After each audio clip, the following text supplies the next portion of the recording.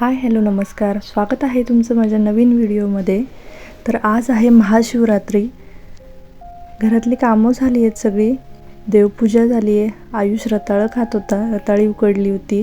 आता इथे चालली आहे माझी फराळ करायची तयारी। तर आज साबुदाण्याचे वडे करायचे आहेत, कारण असे इतर दिवशी होत नाहीत। असं काहीतरी निमित्त असेल तरच अशा गोष्टी होतात, तुम्हालाही माहिती आहे। तर त्यामुळे आज करते साबुदाणा वडे। मुलंही खाणार आहेत आणि आम्हालाही फराळाचं होऊन जाईल, तर त्याचीच तयारी करते। रताळी आणि बटाटे एकत्रच उकडून घेतलीत मी, कारण रताळे म्हणजे असं उपवासानिमित्तानेच आणतो, असं तर इतर वेळी भेटतही नाही बाजारात आणि आणणंही होत नाही। आयुषला आवडतात आणि आहोंनाही आवडतात, मग दोघंही खातात। आयुष तीच रताळी खात होता, पाहिलं तुम्ही उकडलेले, छान लागतात उकडलेले, फक्त तसेच खात होतो, त्याला काही दुधाबरोबर वगैरे आवडत नाही। आता इथे माझी तयारी चालली होती साबुदाणा वडे करायची। साबुदाणा वड्याचं पीठ भिजवून घेते आणि अजून आम्हाला देवाला पण जायचं आहे, त्यामुळे पटपट आवरते। तर इथे पीठ भिजवून झाले आणि असं हाताला पाणी लावून मी वडे करते। आणि तुम्हाला वाटत असेल तेल गरम तेलामध्ये तडतडत असेल, पण बिलकुल नाही होत। मी प्रत्येक वेळेस असंच करते, तेल लावून नाही करत। हाताला पाणी लावायचं थोडंसं आणि हे वडे बनवून घ्यायचे। खूप पटकन तयार म्हणजे वळतात। आता हे वडे एक थोडं तेल गरम होईपर्यंत वडे थापून घेते आणि आता तेल तापलंय, बऱ्यापैकी वडे बनवून ठेवलेत। तर एक 5-6 वडे सोडलेत मी तेलामध्ये आणि मोठ्याच गॅसवर मी तळते आणि आता हे कढईतले वडे तळूसपर्यंत अजून वडे बनवून ठेवते मी थोडेसे, म्हणजे जरा काम सोपं होतं आणि पटकन पण होतं। आता वडे आपोआपच तळून वर आलेले आहेत, पहा, मी त्याला काही केलं नाही, फक्त आता वर आले तेव्हा मी याला पलटी केलेलं आहे। आणि आता एक 5 मिनटं तळून झाले की याला काढून घ्यायचं आहे आणि थोडेसे पातळ करायचे आहेत, म्हणजे काय होतात, खरपूस होतात। आतून एकदम पोकळ आणि 2च लेअर असतात, वरचे आणि खालचे, बिलकुल मध्ये साबुदाणा राहत नाही, त्यामुळे एकदम छान खुसखुशीत आणि खरपूस होतात। असे वडे करून पहा एकदा नक्की। आणि ते आयुषची चालली होती गडबड, त्याला भूक लागली होती, त्यामुळे त्याचं करता करताच खाणं चाललं होतं। आणि हे साबुदाणा वडे ना गरम गरमच खायला चांगले लागतात, थंड काही चांगले लागत नाही। त्यामुळे मग मुलांना आता गरम गरम झाले की लगेच आयुषने ताट घेतलं होतं, मुलं खाऊन घेत आहेत गरम गरमच। आणि त्याचं चाललं होतं मी ताट केलेलं दाखवतो माझं, तर त्याचं हेच व्हिडिओ काढायची त्यानेच केलेलं आहे, काढलेलं आहे। आणि ते ताट दही बरोबर वडे घेतोय काढून, तो त्याला आवडतं खूप दही। तिथे पहा दाखवतोय तुम्हाला तो कसे झाले ते, आणि खाऊनही सांगतोय। अनुजचं आणि त्याचंच चाललं होतं व्हिडिओ काढायचं, कारण मला पटकन आवरायचं होतं, वड्याला वेळ लागतो थोडा तळायला। पहा सांगतोय खाऊन तुम्हाला।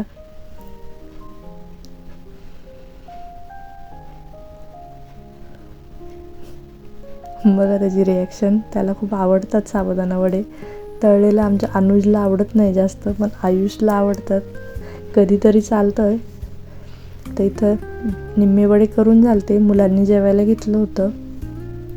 इथे आहोंना काकडीची कोशिंबीर केली, थोडी दही आणि मीठ साखर घालून, त्यांनी खाल्ले। आता सगळ्यात शेवटी मी घेतलेत, आहो मला आणून देत होते गरम गरम, कारण मग सगळ्यांनाही गरम खायला पाहिजे म्हणून। आता इथे 4 वाजता देवाला चाललो होतो, म्हणजे महादेवाच्या मंदिरामध्ये। आमच्या इथे खूप मोठं मंदिर आहे आणि खूप गर्दी असते तिथे, त्यामुळे लवकरच चाललो आहे। सकाळीच जायचं होतं, पण काही आवरलं नाही माझं पटकन, त्यामुळे मग आता 4 वाजता चाललो आहे।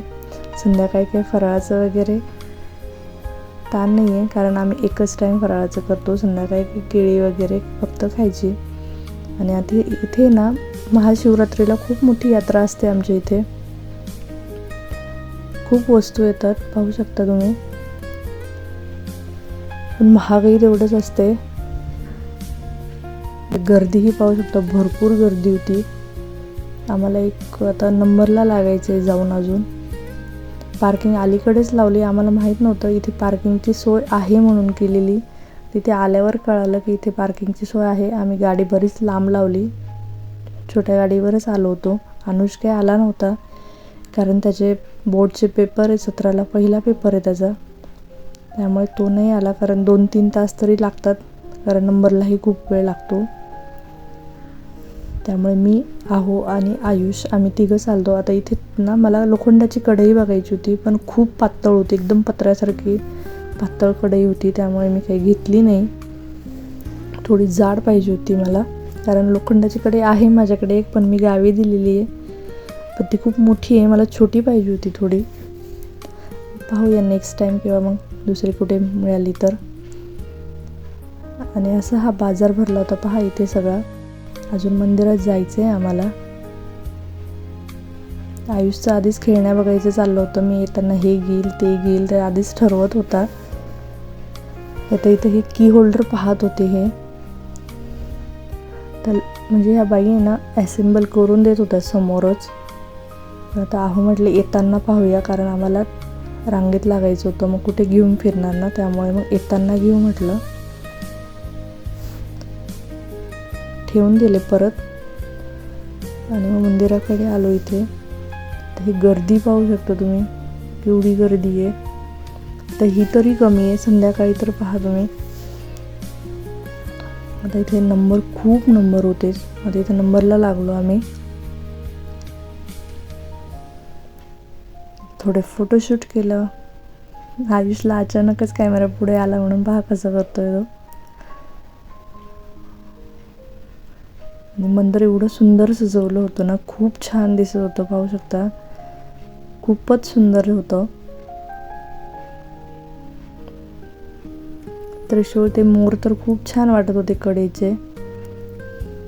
आणि असंच 1-1.5 तासामध्ये आमचं दर्शन झालं. जवळजवळच आलोय पहा. आणि आत काही यांनी अलाउड नाही केलं मोबाईलने शूटिंग करायला, त्यामुळे मग आत काही खूप नाही दाखवलं, थोडंसं शूटिंग घेतली मी एवढीच, आणि बंद करायला लावले होते कॅमेरे. मग दर्शन घेतलं देवाचं, बाहेर आलो इथून. आणि इथे आता थोडंसं बाहेर बसलो होतो मंदिराच्या. मग हे बोटिंग चालू होते, तर आयुषला आमच्या बोटिंग करायची होती. मग परत आता तिकडे गेलो बोटिंगकडे, तिकीट घेतले, पण तिथेही खूप वेटिंग होतं. तिथे गेला अर्धा तास तरी गेला आमचा वेटिंगला. आणि मग थोडंसं फोटोशूट केलं, परत फोटोशूट केलं थोडंसं. तर हे आमच्या आधी एवढे नंबर होते पहा. मग आमचा नंबर होता.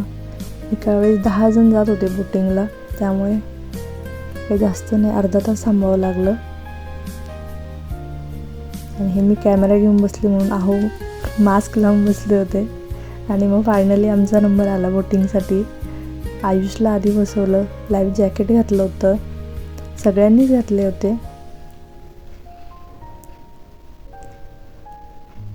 म्हणजे इथे पहिल्यांदाच आम्ही बोटिंग करतोय. खूप म्हणजे या मंदिरामध्ये खूप वेळेस आम्ही येऊन गेलो, पण बोटिंग कधी केलं नव्हतं. आजच आम्ही पहिल्यांदा बोटिंग करतो इथे. छान वाटलं. खूप मोठी नाही आहे, हे छोटंसंच तळ आहे, पण छान आहे, स्वच्छ आहे. आयुषला तर खूप आनंद होत होता, पाण्यात हात घालत होता. इथे बोटिंग केली छान. दिवस मावळायला लागला होता, त्यामुळे छान वातावरण झालं होतं.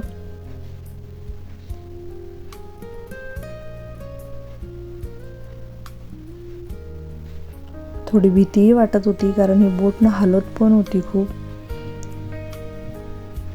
पण आयुषला त्याचं काही नाही, तो त्याचं एन्जॉय करत होता छान. इथे फोटो काढले थोडे आम्ही.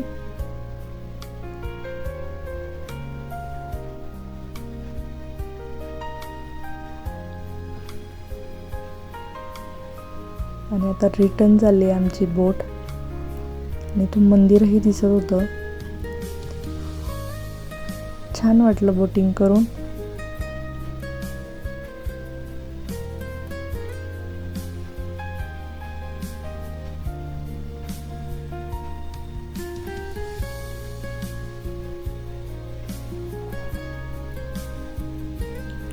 आणि परत बोटिंग झाल्यानंतर मग इथे फोटो काढले थोडे मंदिराच्या बाहेर आम्ही. आणि आता रिटर्न निघालोय. गर्दी डबल झाली होती पहा. आम्ही आलतो त्यावेळेसपेक्षा 4 वाजता आलो होतो, आता 7 वाजत आलेत आम्हाला.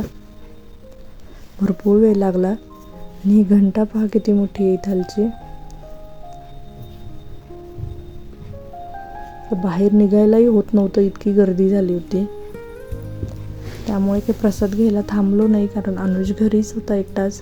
आणि इथे तोरण पाहत होते मी, पण त्यांनी एवढी किंमत सांगितली, काहीतरी 350 का 400 रुपये प्राईस सांगितली. त्यामुळे मी काही घेतलं नाही. म्हटलं तुळशी बागेत छान मिळतात डिझाईन बघायलाही आणि जरा स्वस्तही असतात, त्यामुळे मी काही घेतलं नाही इथून. आता इथे संध्याकाळी पहा 4 वाजतापेक्षा आता जास्त गर्दी झाली आहे आणि भरपूर लोक झाली आहेत. तर इथे मातीची भांडी होती बरीच,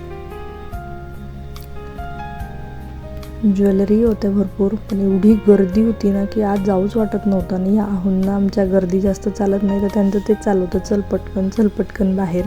त्यामुळे मग पटकन इथून बाहेर निघलो. आयुष खेळणी पाहत होता, पण त्याला काही एकही आवडली नाही. मग म्हटलं मी नंतर डीमार्टमधून घेईल. मग आता येताना केळी घेतली होती संध्याकाळसाठी. फराळाचं काही आम्ही करणार नव्हतो, मुलांसाठी काहीतरी करेल फक्त. आणि मग घरी आलो. व्हिडिओ आवडला असेल तर लाईक, शेअर, सबस्क्राईब नक्की करा. चला भेटूया अशाच एका नवीन व्हिडिओसोबत. तोपर्यंत बाय, गुड नाईट.